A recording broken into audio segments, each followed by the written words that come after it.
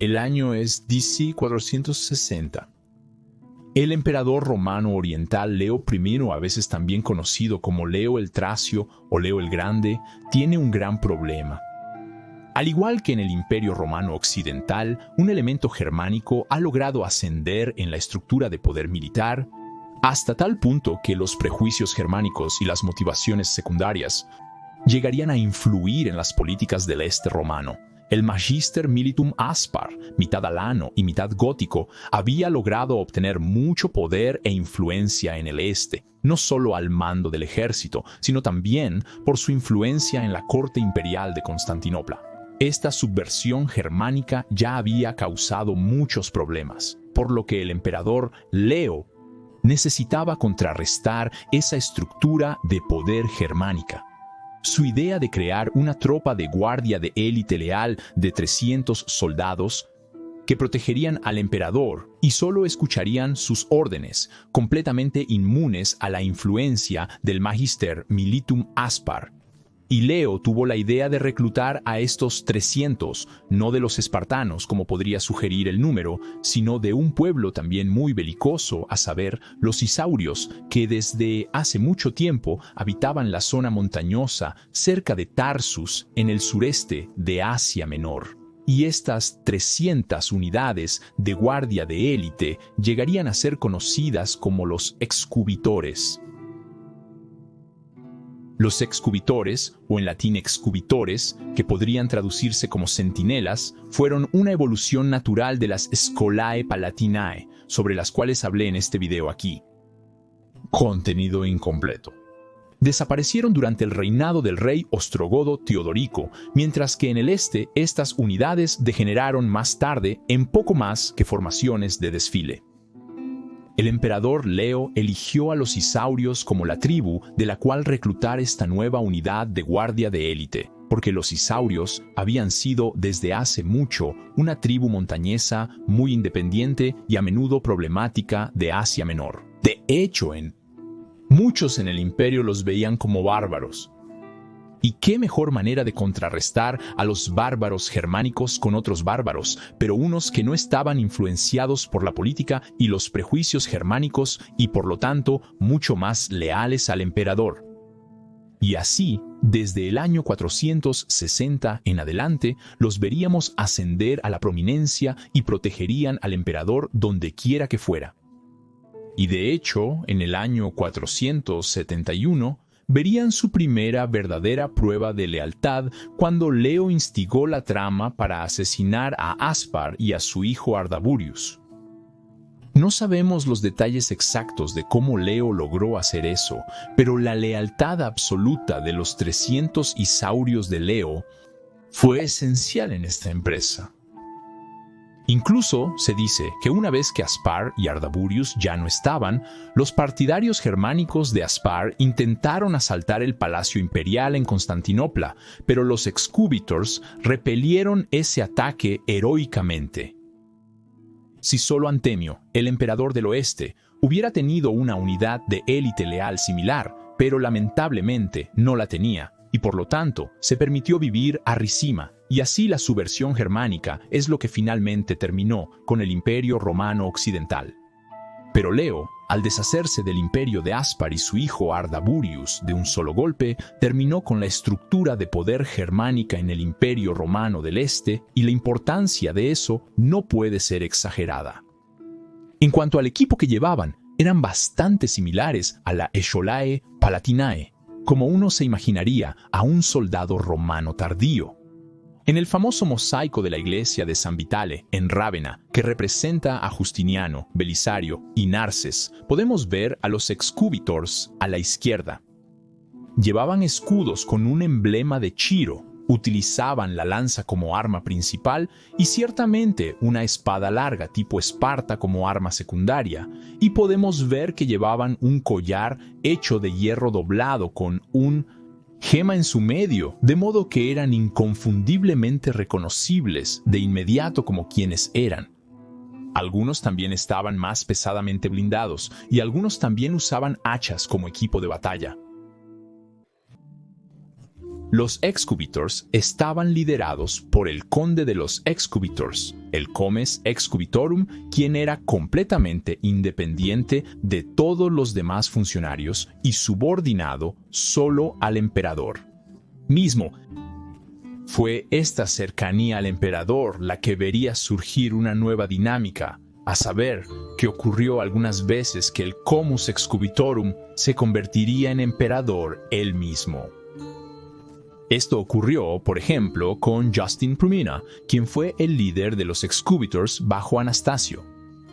Esto también ocurrió bajo Justin II, cuando Tiberio II era comus excubitorum y cuando el emperador gradualmente cayó en la locura, fue nombrado César por el emperador moribundo y más tarde se convirtió en el único gobernante del imperio.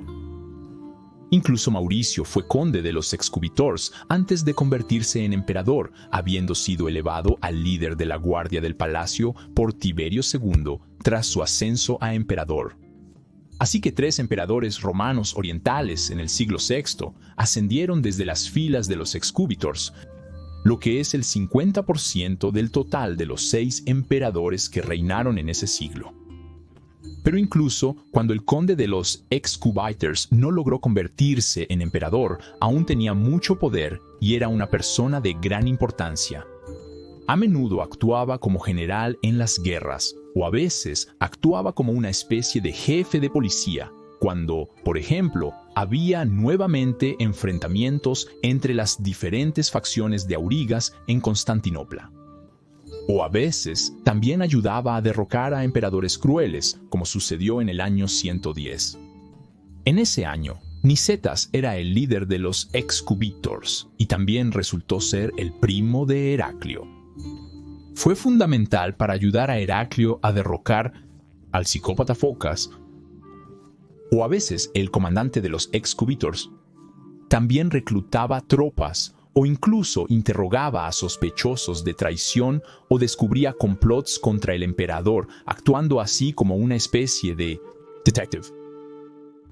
Pero lo más importante, los excubitors no eran solo guardias del palacio, sino que verían alguna acción de combate real. Participarían en guerras cuando el emperador mismo estaba presente, luchando lado a lado con el emperador, como sucedió, por ejemplo, en 598, cuando el emperador Maurice los llevó a defender la muralla anastasiana contra los avaros. La muralla anastasiana es, por cierto, una interesante fortificación olvidada que bien merece un video propio. Y, por supuesto, participaron heroicamente en la guerra contra los persas sasánidas, luchando con el emperador Heraclio, penetrando profundamente en el corazón del imperio persa y jugando así un papel importante en ayudar a salvar el imperio romano.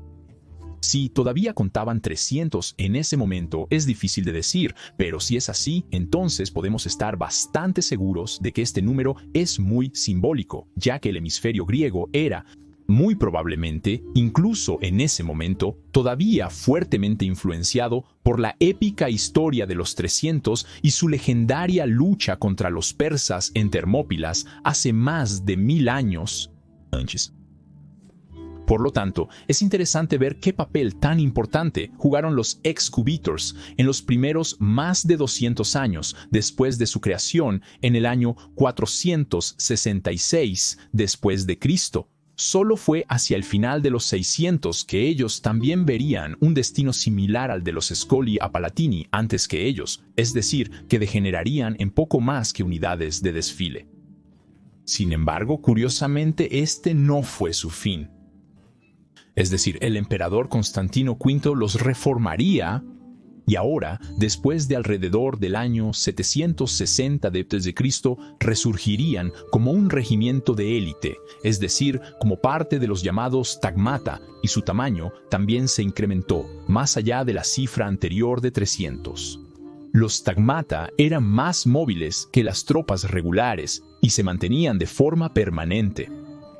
Formaban el núcleo del ejército imperial en las campañas, pero a veces también se utilizaban para sofocar revueltas provinciales. Para entonces, la administración del Imperio Romano Oriental se había reorganizado en los llamados temas, y por lo tanto, los ejércitos también reflejarían eso, ya que también se organizarían en regimientos temáticos. Durante los próximos más de 200 años, los excubitors participarían en muchas batallas y campañas del Imperio Romano Oriental como parte de los Tagmata. En 773 participaron en la campaña de Constantino V contra los búlgaros y durante la invasión abasí de Asia Menor en 782. A finales de los 700 participarían en muchas intrigas de la corte y ayudarían a derrocar a Constantino VI y a la emperatriz Irene. También estuvieron presentes en la desastrosa batalla de Markelai en 792, donde los romanos fueron derrotados por los búlgaros. También participaron en la campaña de Pliska, otra campaña contra los búlgaros en 811. Continuarían participando en muchas campañas en los siglos IX y X. Participaron en las siguientes campañas contra los búlgaros. Estuvieron presentes cuando Creta fue reconquistada en 961 bajo Niceforos Focas. Continuarían siendo vistos en batallas durante 100 años más, hasta la famosa desastrosa batalla de Manzikert, de 1071. Es bastante probable que ellos también, como tantas otras partes del ejército de campo del Imperio Romano Oriental, fueran destruidos y luego nunca se reorganizaran adecuadamente en una nueva forma. Y así, la última mención de los excubitors es de 1081, cuando sus restos participaron en la batalla de Dyrrhachium contra los normandos. Y así terminó su historia de más de 600 años. Desde su creación bajo Leo I como una unidad de guardia imperial hasta convertirse en un regimiento de élite de la Tagmata. No podemos evitar estar siempre fascinados por los largos periodos de tiempo de la historia romana, donde ciertas unidades u oficinas sobrevivieron durante siglos, a veces incluso más de un milenio. Esta es la verdadera escala increíble de los más de 2200 años de historia romana. Y por supuesto, agradezco a todos los que apoyan a Majorianus de cualquier forma, ya sea a través de Patreon, membresía de YouTube, donaciones de PayPal o simplemente viendo los videos. Gracias, amigos de la historia romana. Y si quieres aprender más sobre las Scholae Palatinae, puedes ver este video en la esquina superior derecha. Pero si quieres aprender por qué el Imperio Romano Oriental sobrevivió más tiempo que el occidental, puedes ver el otro video en la esquina inferior derecha. Doy gracias de nuevo a todos los amigos de la historia romana. Gratias Tibiago y Bene Valete.